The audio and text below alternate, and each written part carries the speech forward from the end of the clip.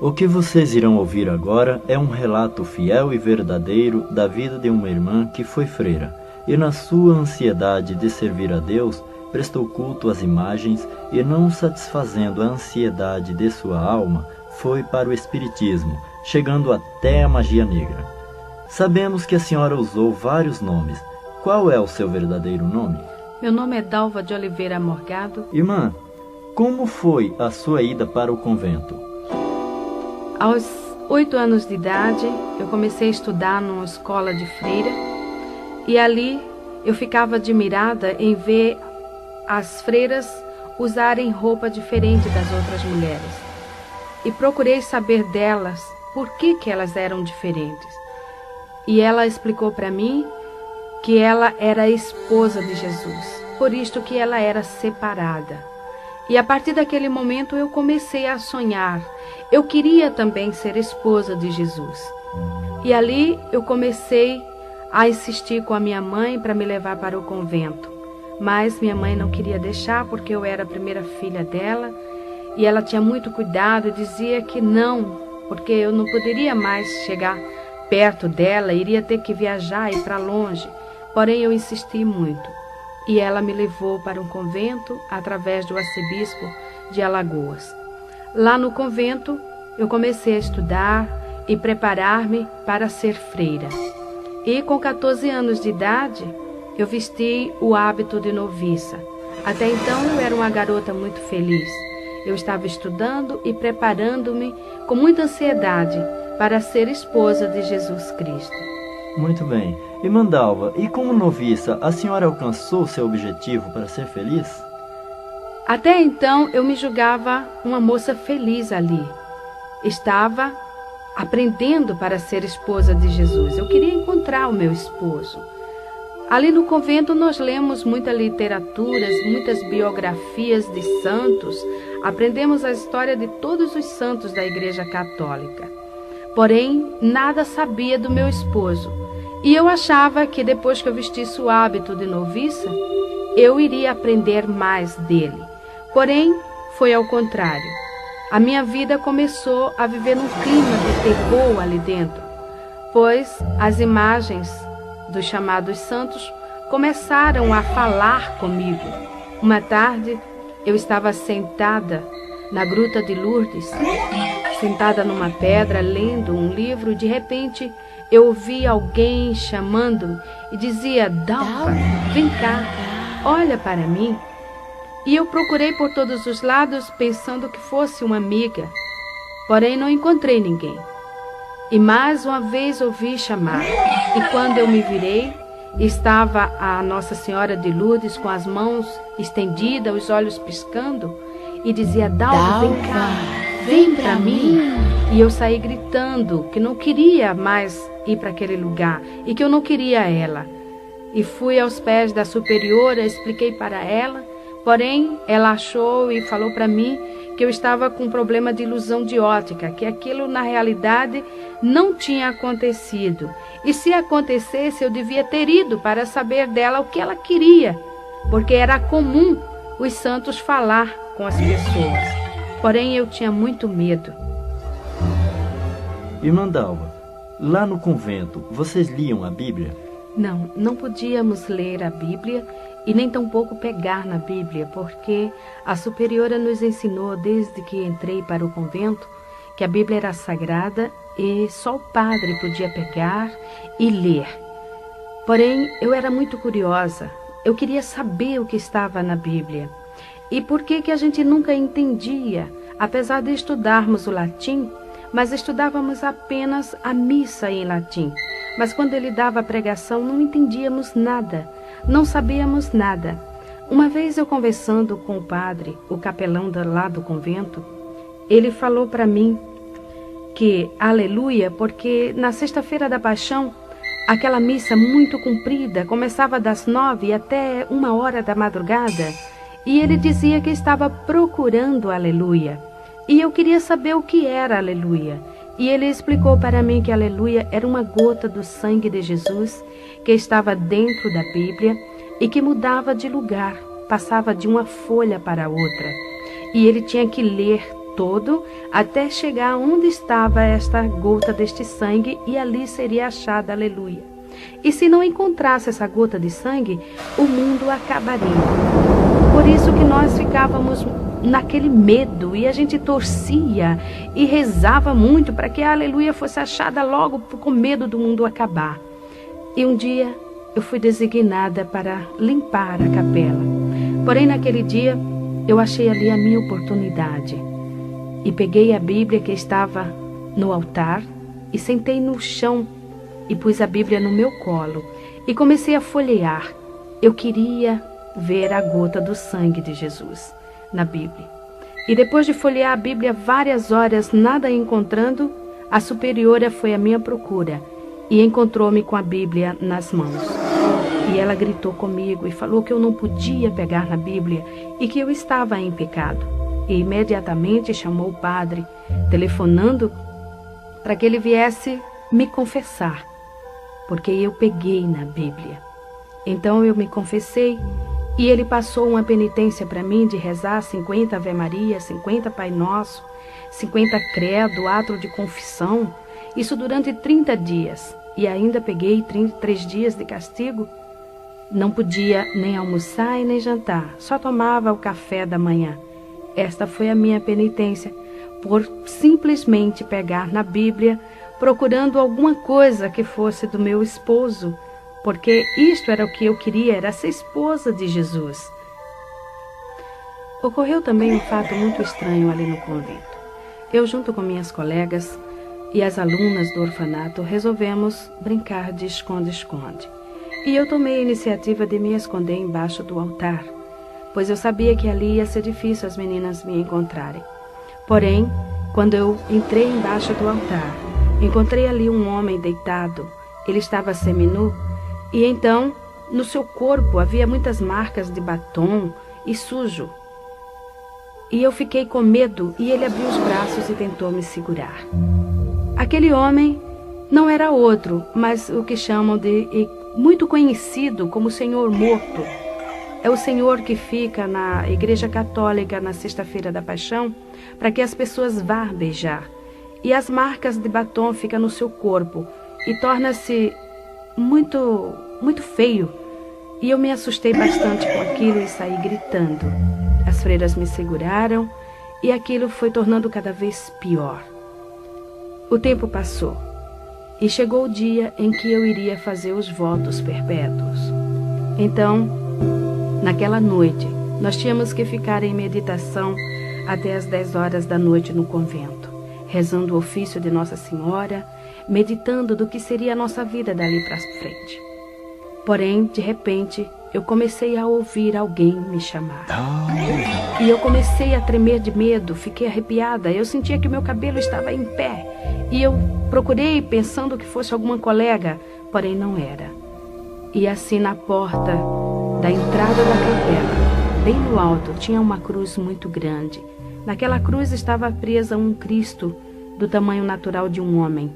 E quando eu olhei para aquele Cristo, ele que fica sempre com o rosto pendido para um lado, ele estava com a cabeça firme, com a cabeça em pé. Os seus olhos piscavam insistentemente. Suas mãos presas na cruz mexiam os dedos no gesto de chamar. E dizia: Dalva, vem cá, olha para mim, vem cá. E eu comecei a gritar, a dizer que eu não queria ele, que eu não queria ir para ele. E eu gritando desta forma, aquelas pinturas do rosto dele tornou-se real. Aquela marca de sangue no peito dele também começou a jorrar e caía pelo chão. E as freiras que vieram me socorrer passavam por baixo daquela porta e sujavam-se no sangue que escorria pelo chão. E eu saía correndo porque eu dizia: não me toque, as suas mãos estão sujas de sangue. E elas fizeram um cerco, me seguraram e esfregavam meu rosto no chão e dizia: veja que aqui não tem sangue. Porém era real. Eu via aquele sangue. Eu passei uma noite muito apavorada e eu chorava muito.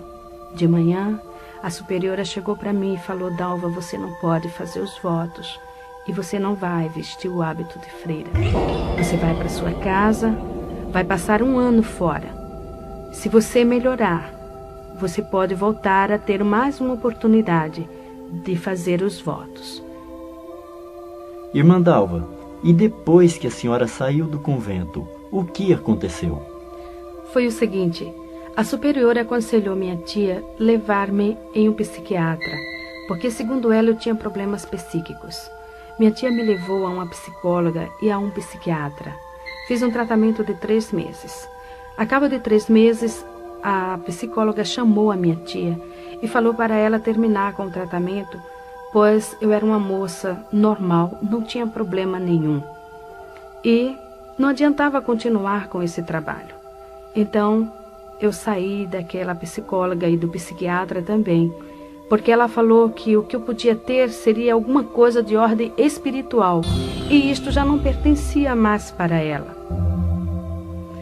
Porém, lá no nosso apartamento já estava ocorrendo outros fatos também extraordinários, fenômenos que não sabíamos como explicar, pois de repente alguém jogava pedrinhas, alfinetes, pregos e agulhas em cima de mim, por onde quer que eu passasse. E este fato ocorria até mesmo quando eu estava tomando banho. Era impossível que fosse alguém que jogasse essas pedras, pois nosso apartamento fica na Avenida São João, em cima do edifício do MAP, no 20º andar.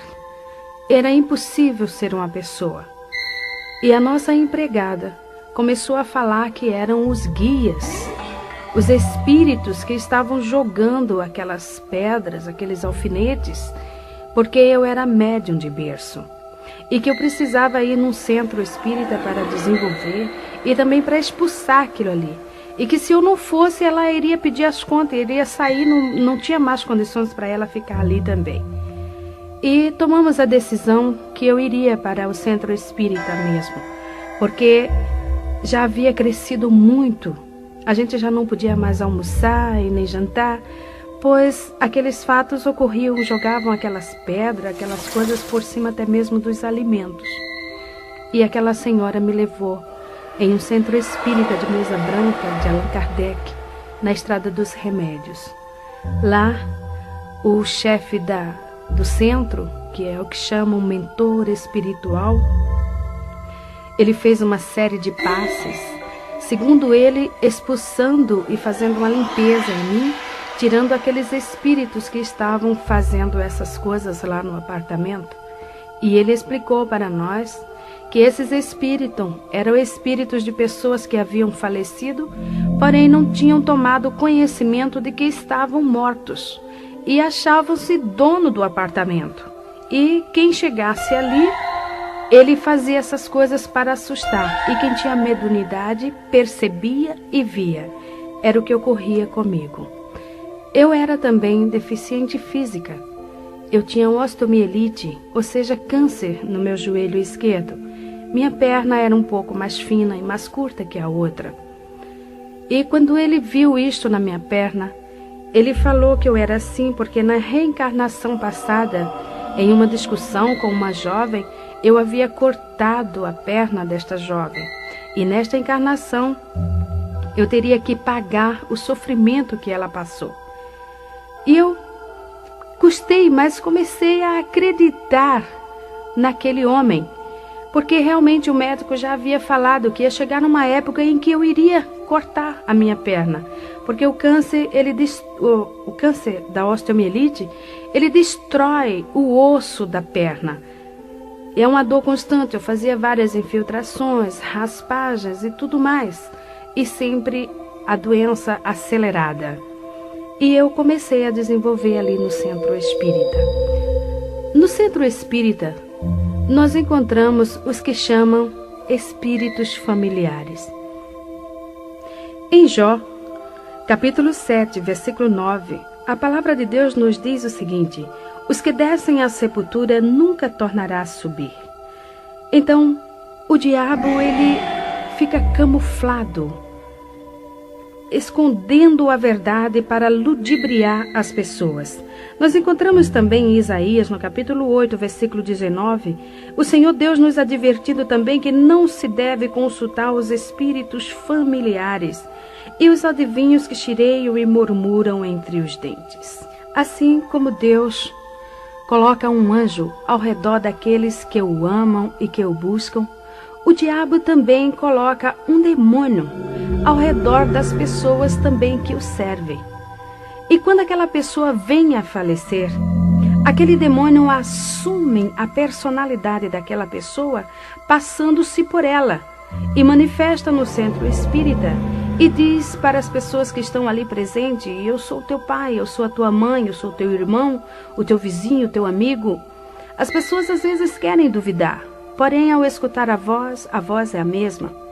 E também aquele espírito diz: olha, eu gostava de usar uma roupa desta cor, eu usava este terno ou mesmo este vestido, e eu gostava de comer este tipo de comida, e eu deixei na gaveta um objeto assim, um bilhete escrito no bolso da camisa, está no guarda-roupa assim, e a pessoa vai procurar e lá encontra exatamente como o diabo falou, e passa a acreditar naquele demônio, porque tudo isto não passa de demônios.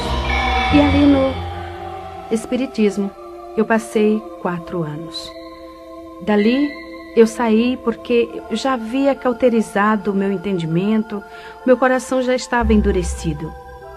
O diabo já estava conseguindo me transformar numa serva dele. E eu procurei algo que fosse melhor, e fui para a Umbanda. Na Umbanda eu comecei a ter experiências em incorporar e manifestar os chamados Exus, pombagiras, pretos velhos, caboclos e orixás. Orixá é o Iemanjá, a Oxum, Yansan, Xangô e tantos outros. Fazia muito trabalho nas encruzilhadas à meia-noite, trabalhos também de cemitério. Participava também de muitas festas, como eles chamam ali dentro, que é matança, beber sangue de animal, essas coisas todas. Ali na Umbanda, encontra-se esses espíritos que chireiam e murmuram entre os dentes.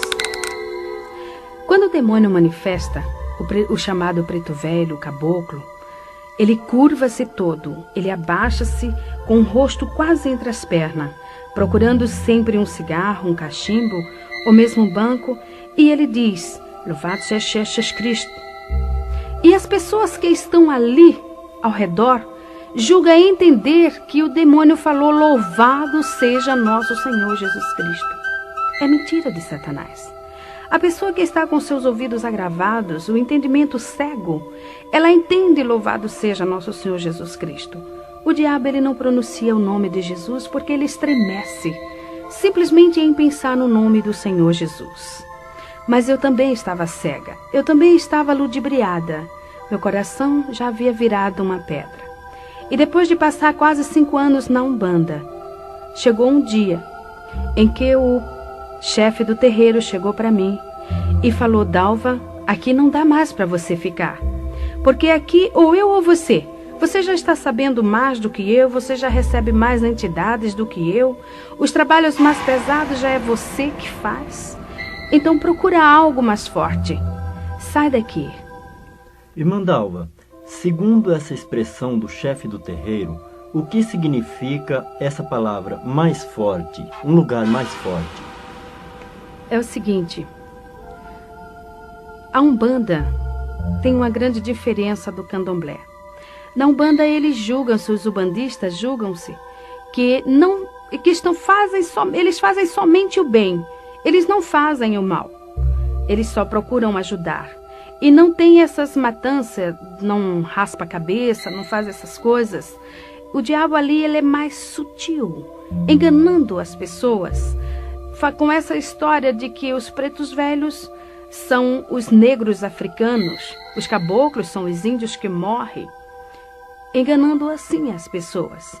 Lembro-me bem quando eu estava na Umbanda uma vez, o preto velho manifestou e falou: quando o meu senhor batia em mim, ele me colocava em cima de uma pedra de gelo, até aquele gelo derreter. Eu estava ali sentado naquela pedra e ficava todo congelado. Hoje eu sei que o diabo estava mentindo, porque naquela época não havia geladeira. O homem ainda não havia inventado geladeira. Como aquele homem podia estar em cima de uma pedra de gelo? Mas quando estamos ali, somos cegos, não observamos essas coisas, totalmente cegos. Então, eu fui para o candomblé. O candomblé é mais forte do que a Umbanda, porque lá eles têm os chamados segredos de camarinha, os fundamentos, como eles chamam. É uma religião, agora ela é religião. Ele veio da África para o Brasil e assumiu um poder muito grande aqui no Brasil, onde existem muitos adeptos, inclusive muitas autoridades, muitas pessoas aí de grande cultura, pertencendo ao candomblé, achando que está fazendo uma grande coisa. A diferença é essa, que o candomblé ele é mais forte. O diabo ali ele já está mais, assim, vamos dizer, aberto. Ele já se mostra mais com maior poder. Ele mostra a força que ele tem e o domínio que ele assume nas pessoas. Então, ali no candomblé, eu entrei de roncó para fazer cabeça. Irmã Dalva, uma pergunta. O que significa essa palavra roncó? Roncó é um quarto pequeno, sem janelas. Ele só tem uma porta de entrada. A pessoa fica ali recolhida durante 30 dias, quase nua. Usa apenas uma saia amarrada no alto dos seios, deitada em uma esteira que eles chamam na linguagem africana de cissa. E ali eles passam 30 dias tomando banho de abor. Abor é um banho de águas misturadas com ervas e sangue de animal. Esta água ela fica em um vaso grande, enterrado durante 30 dias, ali curtindo. Ali cria bichos, muitas larvas. E é com esta água que a pessoa que está recolhida toma banho 30 dias. Às vezes, quando despeja água no corpo, aquela água fedida, escorre até os bichinhos pelo corpo. E a pessoa também fica manifestada com um demônio que chama-se Herê. Herê é um espírito de criança, que se passa por criança, manifesta na pessoa. A pessoa fica ali, porque segundo os orixás, a criança tem mais facilidade para aprender. E a pessoa entra de roncó para aprender a dançar, a cantar e a falar o dialeto africano. O candomblé que eu entrei era da nação de Angola, mas ali dentro a gente aprende o Jexá, o Queto e a Angola. Ali fiquei 30 dias, eles rasparam a minha cabeça totalmente. Fiquei 30 dias manifestada com este demônio. E o que ocorre, às vezes, quando toma aquele banho que os bichinhos ficam andando no corpo, o Herê, o demônio que está na pessoa, pega aqueles bichinhos e vai comendo. Com isso, nós vemos que o diabo é sujo. E tudo quanto está ao seu redor, e ele procura também levar a pessoa no mais baixo grau, levando a comer sujeira, a comer larvas. A pessoa fica ali dentro, a comida que vem são comidas que vêm sempre misturadas com sangue. São comidas, a gente não come o arroz, o feijão natural, é sempre aquelas folhas maceradas, é sempre coisas totalmente diferentes de um alimento normal de um ser humano. E depois de 30 dias que está passando por esta fase toda, que já aprendeu a dançar, já foi raspada a cabeça, então dá-se a matança de 21 animais. Aquele animal é tudo ele cortado em cima da pessoa, o sangue derramado no seu corpo e espargido em cima dos que eles chamam de sacudimento. São comidas que ficam ali expostas em tigelas e também pega-se com uma pedra que chama otá. Ali fica preso naquela pedra a vida da pessoa. Tudo que o pai de santo ou a mãe de santo quiser fazer com a pessoa, pega aquela pedra e chama pelo nome do orixá através daquela pessoa, porque a pessoa também recebe o nome do orixá, o nome que o próprio orixá vai dar no dia da saída dele, que chama saída do santo. Então ali ele pode fazer o que ele quiser com a pessoa, desde que é feito essa matança. Depois que é feita também curas, cortes no corpo da pessoa, que eles chamam de fechamento de corpo, que esses cortes são feitos com a navalha. No meu corpo ainda existem essas marcas, mas o Senhor, pela sua misericórdia, está fazendo desaparecer, mas ainda existem marcas, como o irmão mesmo pode ver, tem marcas ainda nos meus braços que comprovam isto. São as curas feitas. Também eles cortam no alto da cabeça, onde vai ser derramado o sangue, que eles chamam de axé. E depois o orixá sai para dar o nome. Irmã Dalva, o que é orixá? Orixá é uma palavra africana que vem do jeje. Então orixá significa santo para ele. E em vez de chamar santo, chama orixá. Por isso que dá o nome de pai de santo, ou seja, pai de orixá. E a pessoa recebe o santo. A pessoa tem o santo de frente, tem o do lado esquerdo e o do lado esquerdo, do lado direito. Então o de frente, que é o pai ou a mãe. No meu caso, eu tinha o santo que eles chamavam o Oxum Apará e o Logum Edé. Que esses orixás, a Oxum Apará, segundo eles diziam que era uma santa guerreira. Por isso que eu era muito agitada, muito bagunceira, muito briguenta. E também o Logum Edé. Logum Edé é um príncipe de Satanás. Fiquei sabendo isso depois que eu me encontrei com Jesus. Ele saiu. Então, ele saiu, foi ele que fez a festa, uma festa de 3 dias, dia e noite, tocando e a gente dançando, ali manifestada naqueles demônios. Primeiro sai o erê. O erê, ele sai todo pintado, com bolinhas brancas na cabeça, totalmente raspada. Depois sai a que chamam mãe de cabeça, que no caso seria o Oxum Apará. E depois sai o último, que era o pai, o Logum Edé. Todos eles vestidos tipicamente. Uma coisa muito incrível é que eles usam vestimentas africanas que falam muito com as roupas das imagens, né, dos santos chamados católicos, porque há uma assimilação muito grande da história desses orixás com as histórias dos santos católicos. Por isso que os africanos, o Brasil aceitou muito o sincronismo do africano aqui no Brasil devido à história desses orixás. Uma coisa muito incrível também, e doloroso de nós falarmos sobre isso, é sobre a padroeira do Brasil. Porque nós sabemos do candomblé que esta estátua é uma estátua africana. Ela veio junto com os negros, no navio negreiro, em um dos navios. E no candomblé existe um ritual que a imagem que é quebrada a cabeça, ela tem que ser jogada no rio. Ela não pode. E segundo o que nós aprendemos ali dentro, essa estátua seria a Oxum. É uma jovem escura e usa aquela vestimenta da que chamam Aparecida. É aquela mesma roupa e quando sai no candomblé, ela sai vestida daquele jeito. Por isso o nosso Brasil está numa miséria total, porque está servindo não a Deus. Então ali, depois que sai vestido tipicamente, no dia seguinte, no final de tudo, dá-se o que eles chamam de axé do santo, ou seja, despachar aquelas matanças todas. Já passou 7 dias. As vísceras dos animais são fervidas em azeite do dendê e colocadas no altar, ali no roncó, para depois levar para o quarto do santo. Aquelas coisas ali expostas ficam podres depois de 3 dias. Mas a mãe de santo, o pai de santo, manifesta a Iaô, porque quando a pessoa entra de roncó é para ser Iaô, ou seja, inicianda. A palavra Iaô significa inicianda, ou seja, aprendiz. Ela vai aprender para mais tarde ser mãe de santo de candomblé. Então, ali dentro, ela manifesta de novo no santo e a mãe de santo tira pedaços daquelas vísceras que já estão totalmente estragadas e dá para o santo comer.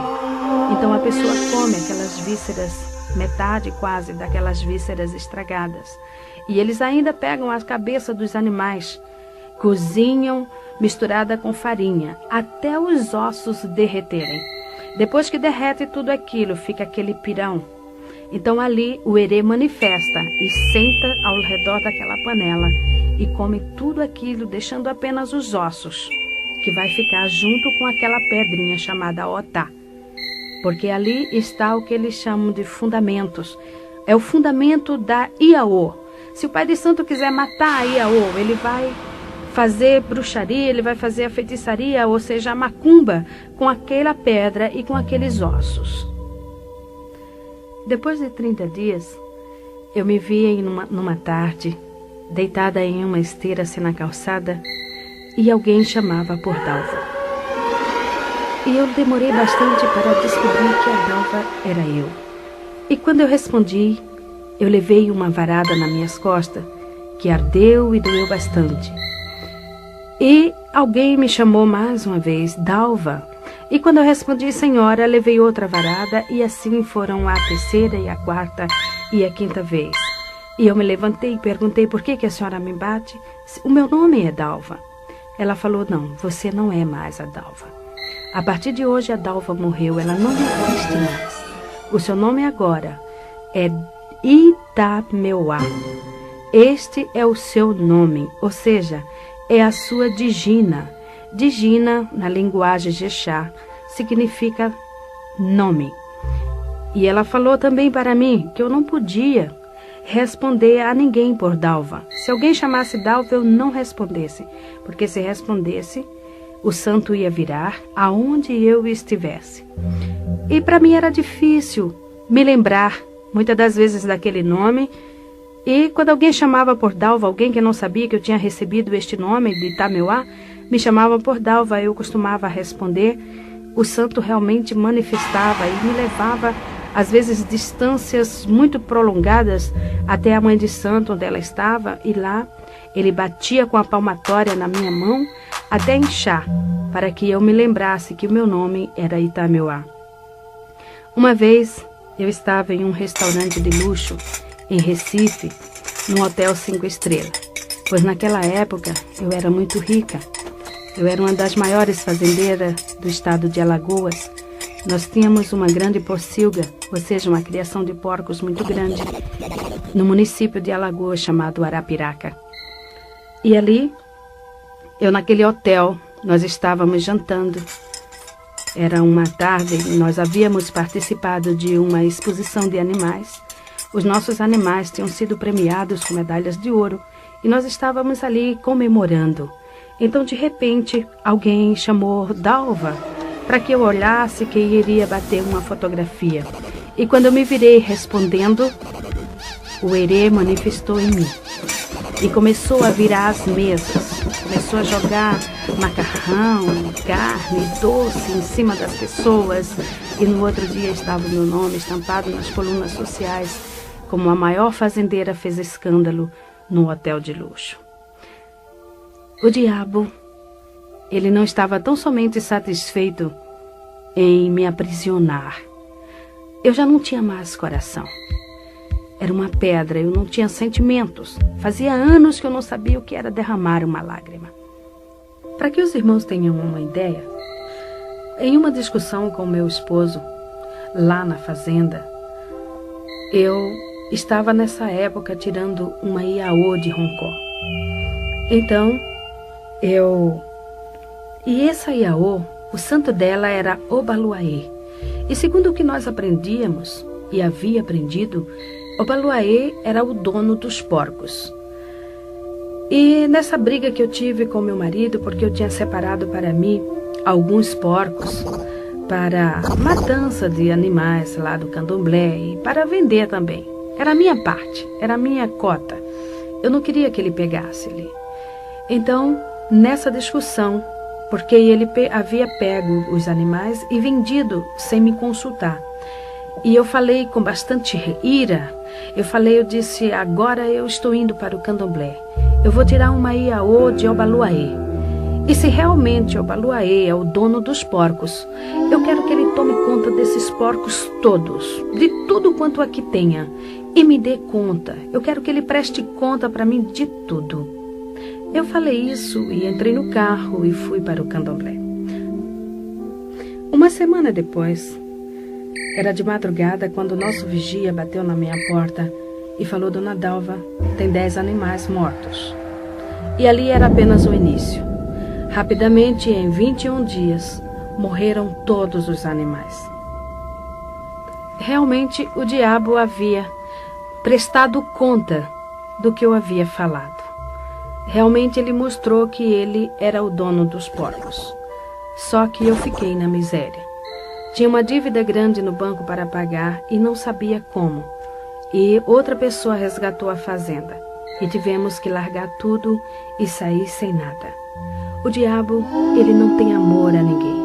Nem mesmo aqueles seus adeptos, nem mesmo aqueles que estão servindo a ele, pois eu era uma serva de Satanás naquela época. Eu servia mesmo, eu fazia tudo quanto ele queria. Eu só comia o que o diabo determinava. Eu só vestia o que ele determinava. Cada dia da semana eu tinha que vestir uma roupa diferente na cor que ele escolhia. Eu não podia comer determinadas comidas e se eu comesse eu caía de cama doente, eu ficava enferma, ele batia em mim e eu vivia numa vida totalmente oprimida. E durante este tempo eu fiquei 7 anos aprendendo ali com a mãe de santo para ser mãe de santo de Candomblé.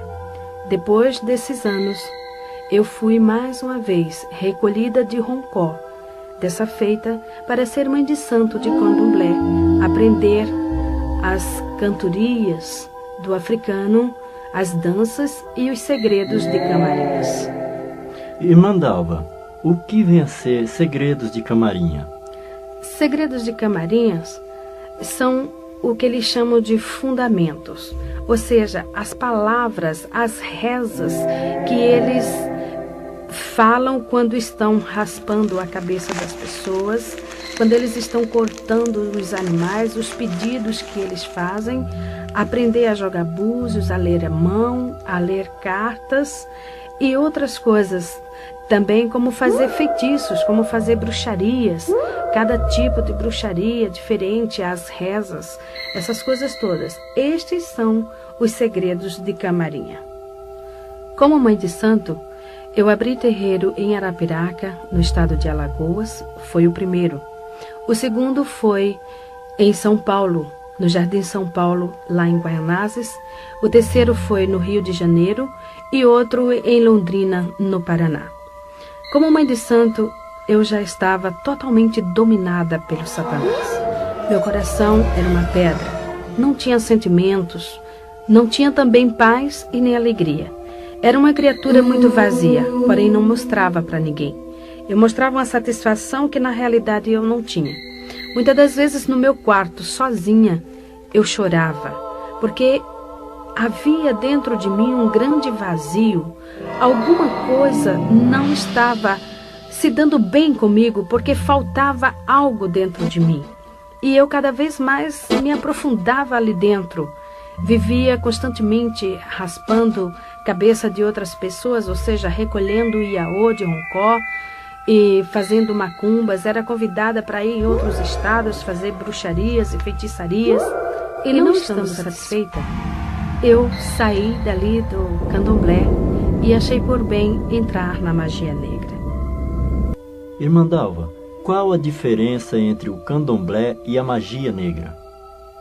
A diferença é a seguinte: no Candomblé, o pai de santo e a mãe de santo recebe um poder dado pelo santo da pessoa, pelo orixá que a pessoa raspou a cabeça, não incorpora mais o orixá e passa a fazer todos os trabalhos de Candomblé, ou seja, raspar a cabeça, jogar búzios, essas coisas todas, e inclusive fazer macumba sem manifestação. Apenas ele manifesta em outras pessoas, mas o pai de santo não. Então ele faz tudo consciente. Contudo, a gente não conhece o orixá assim, mais de perto. A gente sente a sua influência, mas não conhece. Já na magia negra, não. Na magia negra, a participação já é mais forte. O demônio, ele já apresenta-se claramente. Ele já vem ele mesmo falar com a pessoa. Quando eu entrei na magia negra, o diabo, ele falava comigo. Toda meia-noite eu sentava na mesa, acendia uma vela e ele vinha, puxava outra cadeira e sentava-se em minha frente. E ali ele me ensinava feitiços, bruxarias. Muitos feitiços ele me ensinou e muitas bruxarias. Eu vivia fazendo tudo quanto ele me mandava. Uma vez eu estava com 6 meses de grávida, na minha terceira gravidez. E eu fui fazer um trabalho de bruxaria no cemitério de Guaianazes à meia-noite. E eu tinha que pular o muro. E nesse trabalho eu teria que desenterrar um defunto de 3 dias, cortar a sua garganta e fazer o feitiço ali dentro e depois cobrir de novo. E quando eu pulei o muro, levando navalha, faca, levando as farofas, levando aquelas coisas todas que o diabo designava, eu caí de mau jeito e comecei a sentir dores e entrei em trabalho de parto ali. Mesmo assim, eu fui até a cova, onde durante o dia eu já havia marcado qual era, e consegui desenterrar o defunto e fazer tudo aquilo que o diabo havia mandado. Porém, 2 dias depois eu estava no hospital e perdi meu filho, que nasceu morto. E assim eu continuei. E eu fazia várias perguntas para o diabo. Ele apresentava-se para mim. Muita gente pensa o seguinte, que o diabo é feio, é preto, é torto, é aleijado, tem rabo, tem chifre. Porém, ele não é assim. Ele é um homem e, por sinal, ele é muito bonito. Por isso que ele engana as pessoas. Porque as pessoas julgam que o diabo é feio e, no entanto, ele apresenta-se muito belo, muito bonito e muito inteligente, por sinal. Ele fala também um português muito correto, uma linguagem perfeita. Ele falou também como ele agia nos bailes, nas discotecas. E uma vez eu pude observar também. Ele fica nas costas das pessoas, dançando junto com as pessoas. E depois ele começa a soprar no ouvido das pessoas, mandando fazer algum gracejo com a esposa ou com a namorada do outro. E assim começam as brigas. E quando começa a discussão, os tapas, então ele encosta-se na parede e começa a dar risada e rola pelo chão, balançando com as pernas. E as pessoas que não sabem correm atrás dessas coisas, não sabendo que é o diabo que está induzindo para elas. Uma outra pergunta também que eu fiz para o diabo foi sobre as velas. Eu não conseguia entender por que o diabo pedia tantas velas. Por que ele, quando ia fazer um despacho, ele pedia sempre 21 velas, 70 velas? E por que tantas velas? Então ele explicou para mim. Foi quando eu descobri que o diabo ele não tinha luz. Ele falou para mim, olha, Itameuá, eu não enxergo a luz. Eu falei, mas e o sol? O sol brilha e durante o dia? Ele falou, não, eu não enxergo o sol.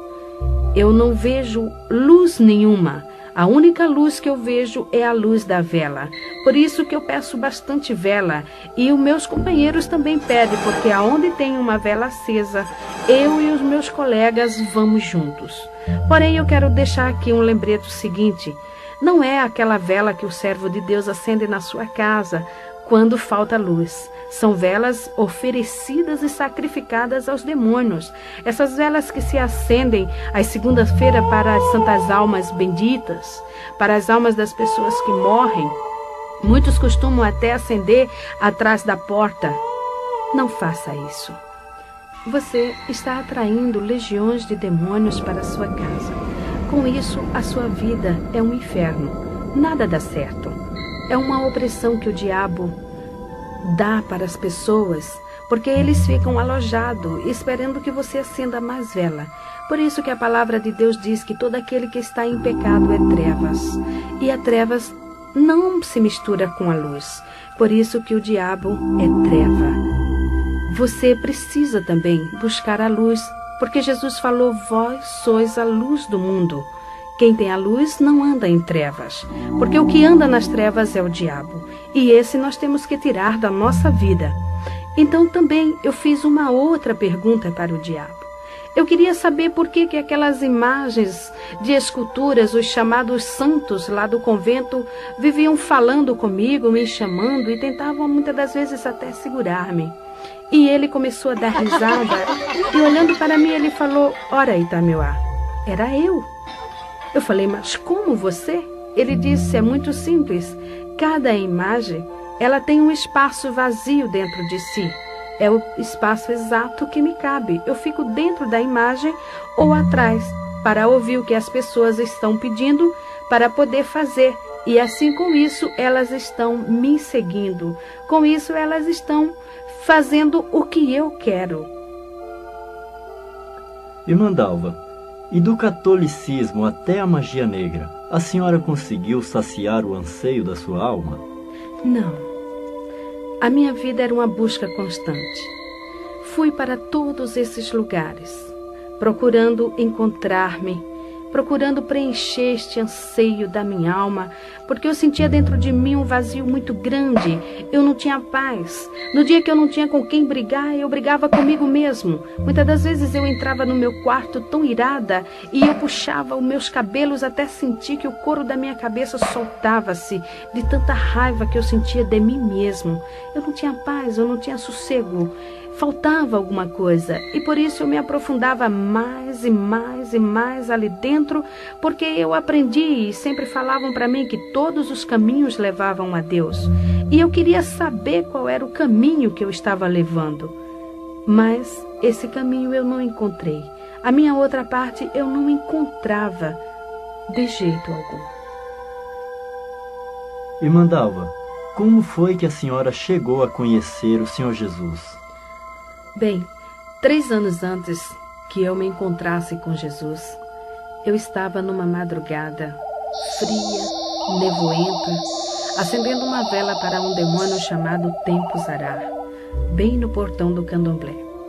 E quando passou um senhor, um homem alto, escuro, e ele foi até a esquina.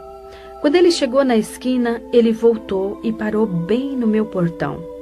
Eu me levantei e antes que eu falasse com ele qualquer palavra, ele estirou a mão para mim e com o dedo em riste ele falou para mim: a mão de Deus está na tua cabeça. Eu levei um susto, porém me refiz rapidamente e eu comecei a dar risada. Eu falei: como, moço? O senhor falar que a mão de Deus está na minha cabeça? Moço, Deus não olha para mim, Deus não lembra de mim, Ele não sabe nem que eu existo. O senhor sabe ler por acaso? Então leia esta placa. O senhor sabe o que está escrito aqui? Está escrito Abassá de Ilê de Oxum. Isso aqui é um candomblé, meu senhor. Eu sou feiticeira, eu sou bruxa, Deus não olha para mim. Ele falou: a senhora está enganada. Quando eu cheguei na esquina, Deus falou no meu coração e falou: volta e fala para aquela mulher tudo quanto eu te mandar. E ele está dizendo que vai tirar a senhora daí, porque ele tem um grande plano na sua vida. Então eu comecei a dar risadas e eu gargalhava mesmo. Eu falei: agora estou vendo que o senhor está bêbado. Deus me tirar daqui? Meu senhor, uma hora dessa, o senhor falando besteira na minha porta. Como que Deus vai me tirar daqui, meu senhor? Deus não vai me tirar daqui nunca. Ele disse: quando isto acontecer, você vai se lembrar das minhas palavras. E baixou a cabeça e foi embora. Nunca mais eu encontrei com aquele homem. Porém sei que aquele homem era um servo de Deus. E o recado dele eu esqueci no meu coração. Passou o tempo. Eu fui morar no Rio de Janeiro, em Nova Iguaçu. Ali abri candomblé. E depois de 3 anos eu tive uma 4ª gravidez. Depois de fazer bruxarias, com as noites que eu não dormia direito, a minha gravidez era doentia, problemática. Eu ia fazer a 4ª cesárea. Minha filha nasceu antes de completar o 7º mês. Era pequenininha. Teve toda sorte de enfermidade. Nasceu com os rins paralisados e internada no Hospital da Polícia Militar, no Rio de Janeiro. Ela ficou 4 meses. Depois, o médico pediatra me chamou e falou para mim parar com todas as minhas atividades e cuidar somente da minha filha, porque ela requeria um cuidado todo especial, e esse cuidado só a mãe poderia dar. E eu levei minha filha e aquele médico me fez assinar um termo de responsabilidade. Ele falou para mim: Dona Dalva, eu estou entregando a senhora a uma criança viva. Esta criança ela pesa apenas 800 gramas, mas está viva. E eu quero que a Alice cresça. Toda semana a senhora vai me trazê-la aqui. Pare tudo e cuide só da sua filha. Quando cheguei em casa, eu falei, vou fechar o candomblé por 1 ano para cuidar da minha filha. E assim fiz. Fui até Tinguá, no Rio de Janeiro. Era lá que eu tinha o terreiro. E fechei o candomblé, mandei que os filhos de santo e as pessoas fossem para um outro lugar, me aguardando até o fim do ano. Porém, quando eu cheguei em casa, o diabo apresentou-se para mim e falou, Itameuá, você não pode fechar o candomblé. Eu falei, claro que eu posso, eu preciso cuidar da minha filha.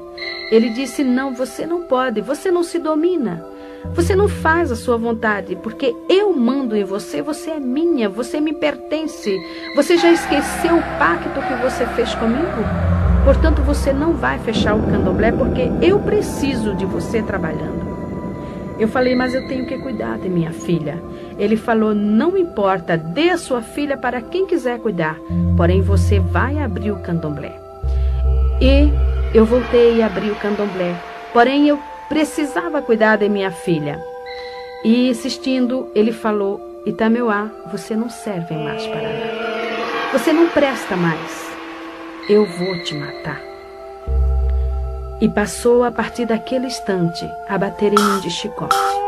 Ninguém via o chicote, porém o meu corpo começou a nascer vergalhões, bolhas de fogo, que abria-se, corria aquela água que fedia, e coçava, queimava, ardia. Eu não tinha sossego, eu não podia fazer nada, só me coçando. Fiquei igual uma leprosa. A minha carne fedia, não podia cuidar de minha filha e nem da minha casa.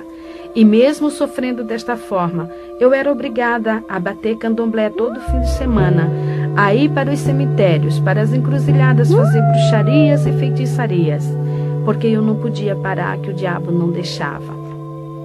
Foi aí então que o meu marido, o companheiro que eu tinha naquela época, nós havíamos casado no candomblé, ele lembrou-se que foi criado num lar cristão. Em Provérbios, capítulo 22, versículo 6, diz, educa o menino no caminho em que deve andar, porque mesmo quando envelhecer não se desviará dele. Ali estava um homem que foi criado no lar cristão. Aos 15 anos de idade, ele ainda estava aprendendo na escola dominical, mas havia desviado-se, enveredando-se por tantos caminhos, até o da bruxaria também. E ele lembrou-se de Jesus e foi reconciliar-se com o Senhor. Ali ele libertou-se também, encontrando-se com Jesus, e juntou-se ao círculo de oração e começou a jejuar e orar junto com as irmãs, para que Deus quebrasse as forças do diabo, para que Deus fechasse o candomblé, para que Deus tirasse todas aquelas pessoas, aqueles chamados filhos de santo, e as pessoas que iam ali para jogar búzios. E a oração do justo pode muito em seus efeitos. Depois de 15 dias, eu não entendia por que o meu marido não vinha para casa, mas ele estava 15 dias de jejum e oração para que Deus me tirasse das garras de Satanás. Então, de repente, os filhos de santo começaram a discutir, e eles viravam para mim, porque no candomblé, o filho de santo é obrigado a respeitar a mãe de santo, tem que chamar de mãe, e quando vem para dar a bênção para ela, ele beija o chão onde ela pisa. Tamanha é a humilhação que o diabo exige da pessoa.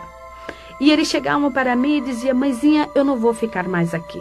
E pegava os assentamentos dele, a otá dele, os fundamentos, e iam levando. E de repente eu me vi sozinha ali dentro. E fechei o candomblé e fui para minha casa. E mais uma semana de oração, para que Deus quebrasse as forças do diabo que estava no meu coração, para que eu pudesse ouvir a palavra de Deus.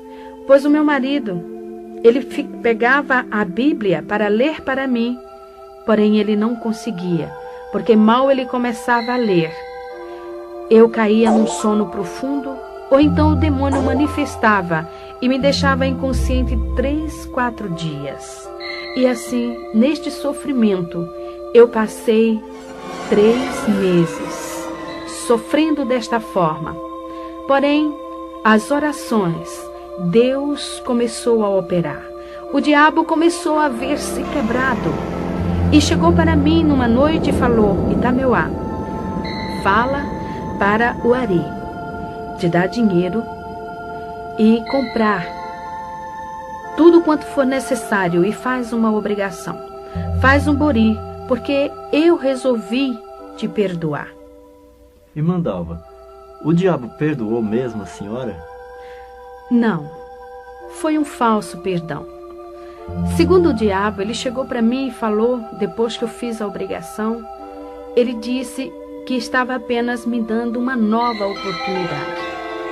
Só que com muita sutileza ele disse: bem, eu preciso levar alguém no seu lugar. E eu vou levar a tua filha. Ela é de 7 meses. E tudo que é de 7 é meu. Eu vou levá-la. Eu falei para ele: a minha filha você não vai levar. Ele disse: vou. Eu vou levá-la. Eu faço o que eu quero de você. E o que você tem é meu. Eu falei: não a minha filha. Porém, a minha filha começou a defecar sangue.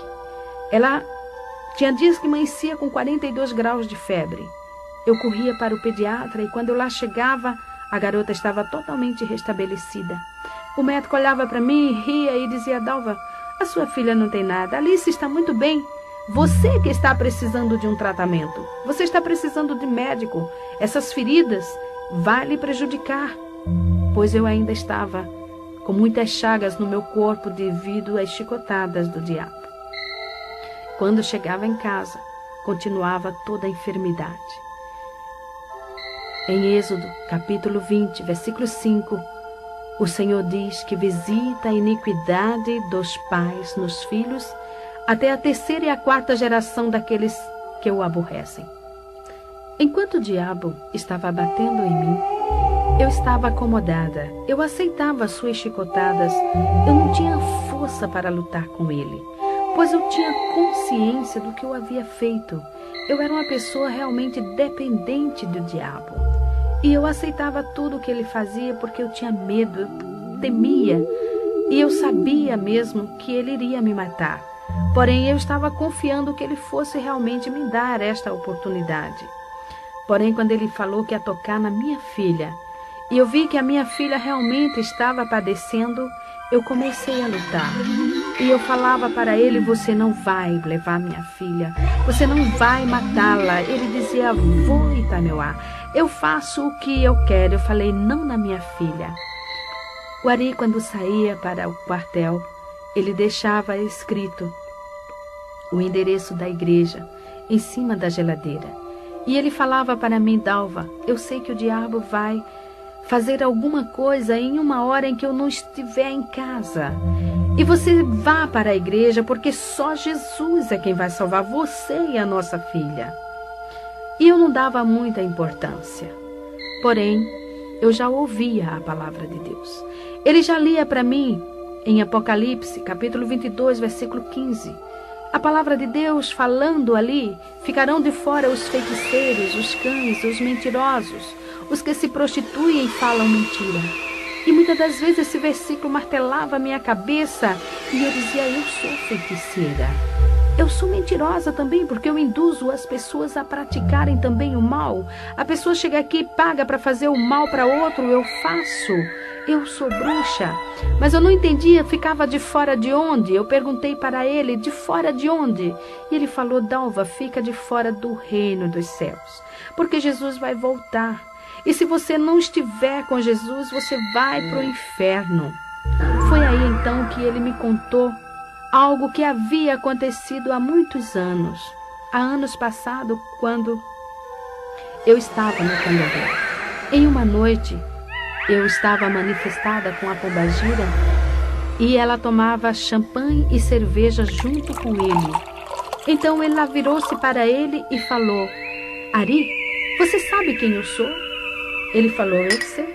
Você é um anjo caído. Você é um demônio. Você pode enganar todo mundo, mas a mim você não engana. Ela falou: é verdade. Porém, a Itameuá, ela não sabe que eu sou. E eu proíbo você de falar para ela isto. Outra coisa, Vamos aproveitar. Vamos fazer tudo o que vier à nossa cabeça. Vamos fazer bastante coisas no mundo, porque o homem lá de cima já está voltando. E você e ela vai dançar comigo no fogo do inferno. Quando ele falou isso para mim, eu falei, então o inferno existe de verdade? Eu achava que o inferno fosse aqui, fosse aquela vida que eu levava, mas existia um inferno maior. E como era a pombagira que havia falado, eu passei a dar mais crença. Quando a minha mãe, que era uma serva de Deus, falava para mim, Dalva, Jesus vai voltar, isso é diabo. Eu dava risada na cara dela, começava a dizer aqui, Jesus vai voltar, só se ele for trouxa, minha mãe. Jesus veio aqui, puseram ele numa cruz, se ele voltar agora, vão pôr ele no paredão e vão metralhar ele. E a senhora vem com essa de Jesus voltar, isso é conto de fada. Eu achava que era história. Porém, ali estava um demônio chamado Pombagira, afirmando que o homem, o filho do homem, estava voltando. E eu iria ficar de fora. E foi assim que naquela noite eu estava com a minha filha sentada no tapete, encostada às minhas pernas. Eu estava ouvindo um disco que, por sinal, de macumba. Quando de repente a minha filha deu um grito e caiu de costas. E quando eu olhei para minha filha, ali o Senhor Deus abriu meus olhos. E eu vi aquele demônio que eu achava tão lindo, tão belo, que eu amava, que eu adorava. Ele estava agarrado ao pescoço da minha filha e as unhas dele eram tão grandes, entravam no pescoço da minha filha, como sugando a vidinha dela. Ela apenas estremecia sem poder respirar ou gritar. E eu peguei minha filha no colo e eu falei para ele, agora eu sei que você é diabo. Ele começou a dar risada. Eu falei, só que você não vai matar a minha filha, porque eu vou levá-la para a igreja. Ele disse, se você for, eu vou matar você na porta da igreja. Eu falei, a mim você mata, mas a minha filha você não vai matar. E saí correndo, peguei o endereço em cima da geladeira, pus a minha filha no colo. Havia em casa minha irmã, uma jovem de 15 anos, paralítica, pois ela não tinha os ossos dos pés. Porque um dia, em São Paulo, eu comprei um carro na sexta-feira. E no domingo, um outro carro veio na contramão, batendo de frente. O meu carro ficou totalmente amassado. E as pernas da minha irmã ficou presa nas ferragens, esmagando os ossos dos seus pés. Eu também quase fiquei paralítica, pois tive que segurar o volante do carro com o meu braço direito para que não entrasse no meu tórax. Porém, saí do carro, a minha mãe afundou o crânio, pois bateu fortemente. Minhas filhas não morreram, porque estavam sentadas no banco traseiro e foi jogada para o teto do carro. Então, o nosso carro foi vendido para Ferro Velho. Minha irmã foi para o hospital. Lá foi feita a cirurgia, tirando os ossos dos seus pés esmagados. Ficou paralítica. Já havia 3 anos que ela estava. Ela só andava de gatinhas ou de joelhos. Uma jovem que já ia completar 18 anos. Então ali, vendo minha filhinha morrendo, arrastei a minha irmã de joelho pela rua, com a minha filha no colo apenas estremecendo. O diabo manifestou em um rapazinho que morava lá conosco e ajudava nos trabalhos de macumba e começou a me xingar. Saiu pelo meio da rua me xingando de tudo quanto era palavrão, falando horrores e dizendo que assim que eu chegasse na igreja, ele iria me matar. Porém, eu não dava ouvidos. Apenas eu olhava para minha filha e cada vez que ela estremecia, eu não me atrevia a pronunciar o nome de Jesus. Eu sabia que eu era indigna de pronunciar o nome de Jesus, mas eu olhava para ela e eu dizia, Jesus dos crentes, não deixa minha filha morrer. E desta forma cheguei na igreja.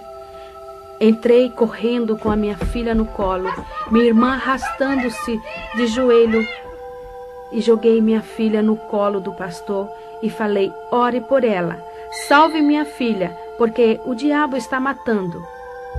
Se o Senhor tem poder, faça alguma coisa cure a minha filha. Ele disse: eu não curo, porém Jesus Cristo cura. E orou na minha filha. E imediatamente eu vi quando aquele demônio soltou a minha filha. E ela começou a rir e veio para o meu colo dando risada. Naquela hora, o Espírito Santo começou a tocar no meu coração.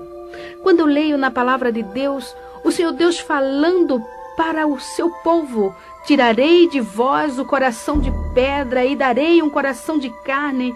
Eu me alegro e me regozijo e digo: Senhor, tu fizeste esta cirurgia em mim, porque o meu coração era pedra. Eu não tinha sentimentos, eu não tinha amor, eu não tinha nada dentro de mim. Faziam uns 10 anos, mais ou menos, que eu não sabia o que era derramar uma lágrima sequer. E ali naquele instante, estava eu chorando. Dos meus olhos saíam lágrimas copiosamente, porém eu, envergonhada, olhava para os irmãos de um lado para o outro e eu dizia: por que eu estou chorando? Eu não quero chorar. Mas quanto mais eu assim falava, mais eu chorava. E naquela hora também o pastor virou-se para minha irmã e falou: jovem, fica em pé, eu vou orar por você, porque você precisa de Jesus. Então a minha irmã estirou os pés e mostrou para o pastor e falou: eu não fico em pé, porque os meus pés não têm ossos. E ele, olhando para aqueles pés atrofiados, falou para ela: Jesus pode te dar ossos novos. Você crê nisso? Você quer Jesus na sua vida? Ela falou: eu quero. E ele orou sobre os pés da minha irmã e ela imediatamente ficou de pé. Começou a correr, a andar ali na igreja. Eu comecei a soluçar. Eu olhava para minha perna com câncer. A minha perna continuava com a mesma enfermidade. Aqueles guias haviam me prometido curar e nunca me curaram. E ali estava, num piscar de olhos, a minha irmã andando, correndo, com os pés novinhos e a minha perna afinando e diminuindo de tamanho. Foi quando o pastor virou para mim e falou: senhora, eu vou orar agora por você. Eu olhei para ele e falei: não toque em mim, porque o diabo falou que ia me matar aqui. Se eu morrer, o senhor vai para a cadeia. Ele falou: mas Jesus te ama. Eu falei: moço, Deus não olha para mim. Eu sou feiticeira. Eu tenho candomblé, eu sou da magia negra, eu já fiz pacto com o diabo, eu conheço o diabo face a face. O senhor acha que Jesus olha para mim? Ele falou: irmã, Jesus falou: vinde a mim todos os que estáis cansados e oprimidos, e eu vos aliviarei. Tomai sobre vós o meu jugo e aprendei de mim, que sou manso e humilde de coração, e encontrareis descanso para vossas almas. E a senhora está precisando disso. O diabo está lhe oprimindo. Jesus ama a senhora. Ele te perdoa. Quando ele falou perdoa, eu falei: o senhor acha mesmo que Jesus vai me perdoar? Ele falou: Jesus vai te perdoar, porque ele morreu na cruz do Calvário por você. Ele derramou o seu sangue para lhe redimir. Ele liberta você de todos estes demônios. Basta que você entregue a sua vida para ele. Você quer Jesus? Eu não podia falar. As lágrimas eram demais, eu soluçava. E eu sei que naquele instante, não somente a minha boca falou, mas como minha alma, meu espírito, todo o meu ser falou: eu quero Jesus. Quando eu fechei meus olhos e o pastor pôs a sua mão na minha cabeça, eu vi o diabo pular na minha frente. E ele, que era tão belo, começou a crescer e de repente começou a cair casca dele. Eram cascas que caíam e ele foi transformando-se em um monstro. E era muito grande, muito alto. O pé dele era enorme e levantou a perna dele e me pisou. Eu caí no chão, aquele pé me esmagando. Eu queria movimentar-me e não podia.